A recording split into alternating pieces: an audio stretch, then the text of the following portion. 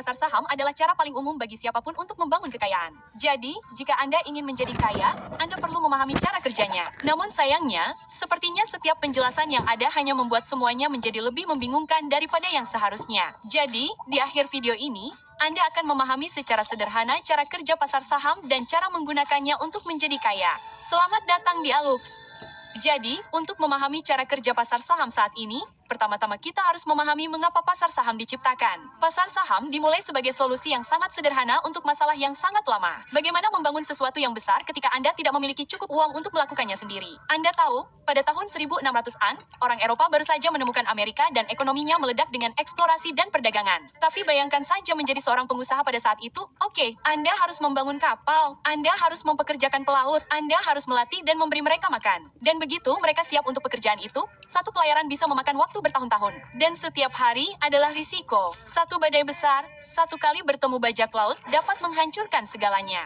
Intinya, mengirimkan kapal ke belahan dunia lain dan kembali tidaklah murah, dan sangat berisiko.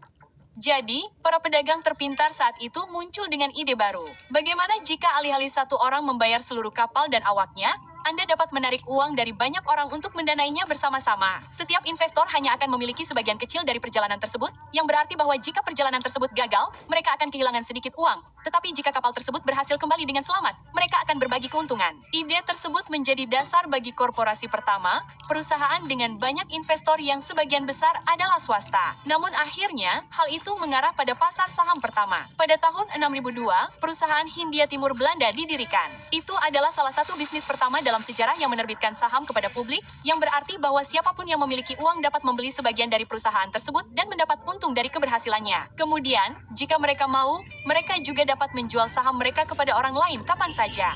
Jadi, jika Anda mengharapkan sebuah kapal kembali pada, katakanlah, Natal, tetapi Anda punya firasat bahwa awak kapal telah diserang oleh bajak laut atau semacamnya, Anda dapat menjual bagian bisnis Anda kepada seseorang yang bersedia mengambil risiko itu.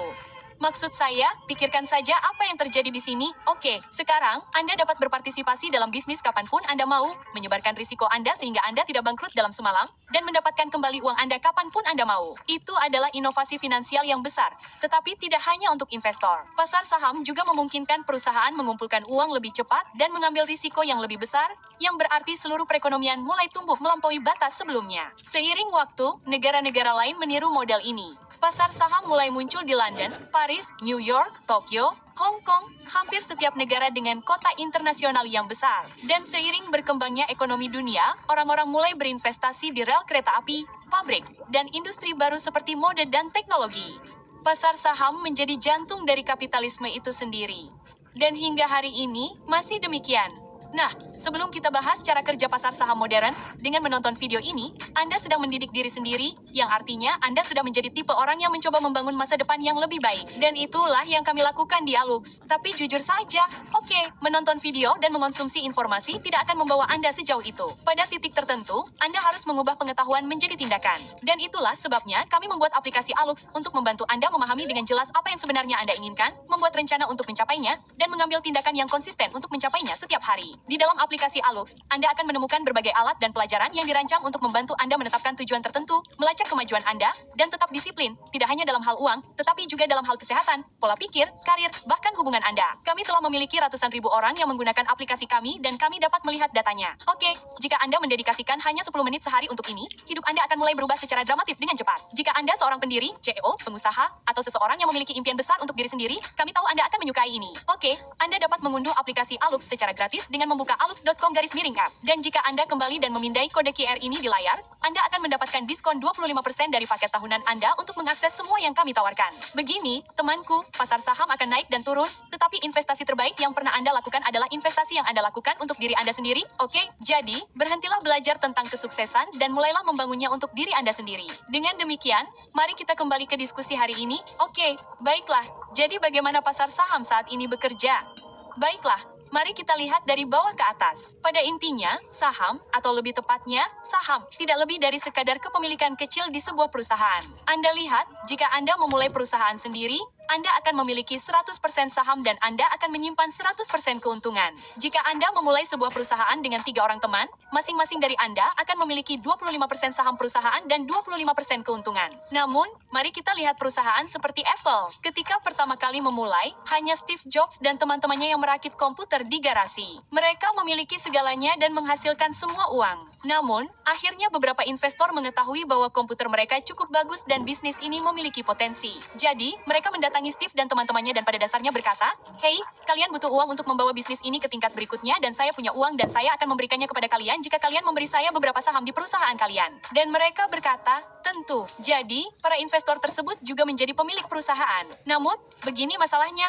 Oke, saat itu, Apple masih merupakan perusahaan swasta. Anda hanya dapat membeli saham jika Anda meminta pendirinya sendiri untuk menjualnya kepada Anda. Sekarang, semuanya berbeda. Apple adalah perusahaan publik yang berarti siapapun dapat membeli sahamnya, termasuk Anda. Ketika Anda membeli saham Apple hari ini, Anda membeli sebagian kecil kepemilikan dalam bisnis tersebut, sama seperti investor pertama, kecuali Anda tidak mendapatkan 10 atau 20% saham perusahaan, tetapi mendapatkan sekitar 0,0000671%.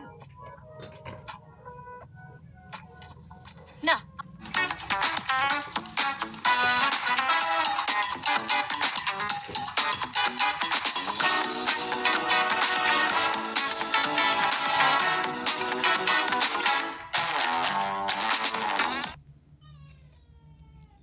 kenapa perusahaan seperti Apple membuka saham mereka agar masyarakat umum dapat membeli dan menjualnya adalah karena hal itu memungkinkan mereka untuk mengumpulkan uang. Bayangkan sebuah bisnis yang ingin menjual pabrik baru, mempekerjakan lebih banyak karyawan, atau mengembangkan produk baru. Daripada berutang, perusahaan dapat menyisihkan sebagian sahamnya untuk dijual kepada investor. Sebagai gantinya, para investor tersebut menyediakan modal yang dibutuhkan perusahaan untuk mendanai tahap pertumbuhan berikutnya. Proses ini disebut go public dan begitulah cara perusahaan mencatatkan saham mereka di bursa saham agar dapat dibeli oleh siapa saja.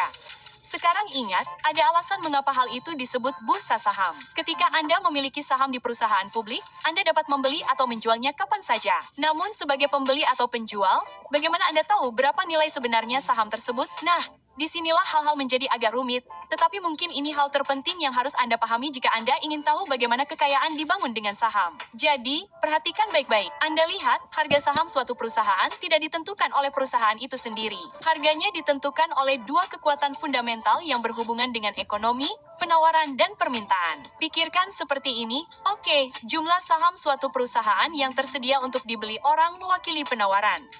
Keinginan investor untuk memilikinya, yang pada akhirnya bermuara pada jumlah dolar, mewakili permintaan.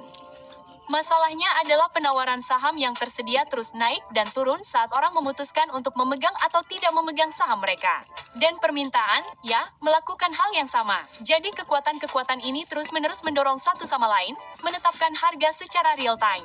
Jika lebih banyak orang yang ingin membeli daripada menjual, ya, harganya naik. Jika lebih banyak orang yang ingin menjual daripada membeli, ya, harganya turun. Dan Anda tahu, ini adalah konsep yang aneh karena artinya harga saham perusahaan tidak hanya mencerminkan seberapa menguntungkan perusahaan itu sebenarnya, tetapi juga bagaimana perasaan orang tentangnya. Ini adalah pasar ekspektasi yang hidup dan berkembang. Jujur saja, ini cukup menarik, tetapi ini juga yang membuat pasar saham begitu tidak dapat diprediksi. Pasar ini memperhitungkan semua ketakutan, optimisme, keserakahan, dan kepanikan, dan mengubahnya menjadi satu angka tunggal yang dapat Anda lihat di layar perdagangan yang naik dan turun saat investor mencoba memprediksi masa depan. Yang gila adalah, ini seringkali berhasil dengan cukup baik. Ambil contoh Amazon, perusahaan itu melantai di bursa pada tahun 1997, tetapi merugi setiap tahun hingga tahun 2003. Uber melantai di bursa pada tahun 2019, tetapi merugi setiap tahun hingga tahun 2023. Tesla melantai di bursa pada tahun 2010, tetapi baru menguntungkan pada tahun 2020. Itu berarti 10 tahun berturut-turut merugi. Namun, lihatlah perusahaan-perusahaan ini sekarang, oke, berkat semua investor yang yakin suatu hari nanti mereka akan untung, kini mereka menjadi sangat sukses. Nah, yang menarik tentang pasar saham adalah meskipun Anda belum pernah membeli satu saham pun seumur hidup, pasar saham tetap memengaruhi Anda setiap hari. Ketika pasar naik, perusahaan mempekerjakan lebih banyak orang dan berinvestasi dalam teknologi baru. Ketika pasar turun, orang-orang kehilangan pekerjaan dan seluruh perekonomian melambat. Jika Anda memiliki rencana pensiun, dana pensiun, bahkan rekening tabungan, kemungkinan besar sebagian uang itu diinvestasikan di pasar saham. Tampaknya, ponsel atau TV yang Anda gunakan untuk menonton video ini, mobil yang Anda kendarai, makanan yang Anda makan, dan pekerjaan yang Anda tekuni mungkin tidak akan ada. Perusahaan-perusahaan itu membutuhkan miliaran dolar untuk mengubah ide-ide mereka menjadi kenyataan. Tidak ada satu orang atau bank pun yang dapat mendanainya sendirian. Namun, jutaan investor dapat dan melakukannya berkat pasar saham. Dalam banyak hal, pasar saham telah menjadi mesin kapitalisme. Dan ya, mungkin tidak sempurna, ada gelembung, kehancuran pasar, dan resesi, tetapi pasar saham adalah mekanisme paling ampuh bagi umat manusia untuk melakukan sesuatu bersama-sama, yang tidak akan pernah bisa kita lakukan sendiri. Dan sejujurnya, sulit membayangkan dunia modern tanpanya. Jadi, sekarang setelah Anda mengetahui cara kerja pasar saham sebenarnya, mari kita lihat bagaimana Anda menjadi kaya darinya. Karena pada akhirnya, mungkin itulah yang paling Anda pedulikan, bukan? Kenyataannya, tidak ada satu rumus tunggal untuk menjadi kaya dari pasar saham. Sebaliknya, ini lebih seperti permainan. Semua orang bermain dengan aturan yang sama, tetapi dengan strategi yang sangat berbeda. Tetapi pada dasarnya ada 3 cara utama untuk menghasilkan uang darinya. Pertama-tama, Anda memiliki pemegang saham. Mereka adalah orang-orang yang membeli saham karena mereka ingin memiliki sebagian dari perusahaan bagus yang menghasilkan banyak uang. Sekarang, ini jelas dan sederhana. Mereka menghasilkan uang dengan berpartisipasi dalam keuntungan perusahaan. Tetapi kemudian Anda memiliki investor. Mereka adalah orang-orang yang tahu bahwa mereka dapat menghasilkan uang dengan membeli saham saat harganya murah dan menjualnya saat harganya lebih mahal. Pada dasarnya, jika pasar saham adalah pasar ekspektasi yang hidup dan berkembang, mereka mencoba memprediksi apa yang akan diharapkan orang di masa depan. Sekarang, jelas ada beberapa tingkatan dalam hal ini. Dalam hal uang, di ujung spektrum yang rendah, Anda memiliki sepupu yang membeli sedikit S&P 500 setiap kali dia menerima gajinya. Dan di ujung spektrum yang tinggi, Anda memiliki dana lindung nilai, dana pensiun, dan bank investasi yang memindahkan miliaran dolar sekaligus. Jadi, dalam hal waktu, Anda memiliki segalanya mulai dari pedagang harian yang membeli dan menjual saham yang sama 47 kali sehari dan orang-orang seperti Warren Buffett yang membeli saham Coca-Cola pada tahun 1988 dan tidak pernah menjual satu saham pun hingga hari ini. Dan terakhir, Anda memiliki pendiri yang merupakan campuran aneh antara pemegang saham dan investor. Orang-orang ini biasanya memulai perusahaan mereka, bukan? Mereka memiliki sebagian besar saham. Jadi, seperti pemegang saham, mereka mendapat untung saat perusahaan mendapat untung. Dan seperti investor, mereka berharap harga saham naik karena mereka memiliki sebagian besar sahamnya. Kecuali mereka telah memegang saham-saham ini sejak perusahaan itu secara teknis tidak bernilai. Nah, yang menarik tentang menjadi seorang pendiri adalah bahwa tidak seperti pemegang saham atau investor, merekalah yang mengendalikan bisnis. Jadi, setiap keputusan yang mereka buat berpotensi membuat perusahaan lebih menguntungkan dan juga lebih bernilai. Sekarang, jelaslah bahwa terjun langsung membangun perusahaan adalah pekerjaan yang jauh lebih berat daripada berdagang dari laptop Anda, tetapi para pendiri biasanya memiliki begitu banyak perusahaan mereka sehingga satu produk baru yang sukses atau satu keputusan yang baik dapat menjadikan mereka miliarder. Jadi, ya, oke, jika Anda dapat membangun perusahaan yang sukses dari bawah ke atas, itu sepadan. Dan pada dasarnya, itulah cara utama Anda dapat menghasilkan uang dari pasar saham. Anda dapat menjadi orang yang memiliki sebagian kecil perusahaan besar. Anda belajar melihat peluang sebelum orang lain. Atau Anda dapat membangun perusahaan berikutnya yang diinvestasikan dunia. Pada akhirnya, pasar saham hanyalah cermin. Itu mencerminkan seberapa besar Anda percaya pada masa depan yang Anda bantu ciptakan. Jika Anda ingin menjadi bagian dari itu juga, Anda hanya perlu memilih strategi dan memulai. Baiklah, sekarang, syukurlah, Anda memahami permainannya. Baiklah, Luxer, terima kasih telah meluangkan waktu bersama kami. Tinggalkan like jika Anda menikmati video ini dan ingat Anda bisa mendapatkan diskon 25% untuk aplikasi Alux hari ini jika Anda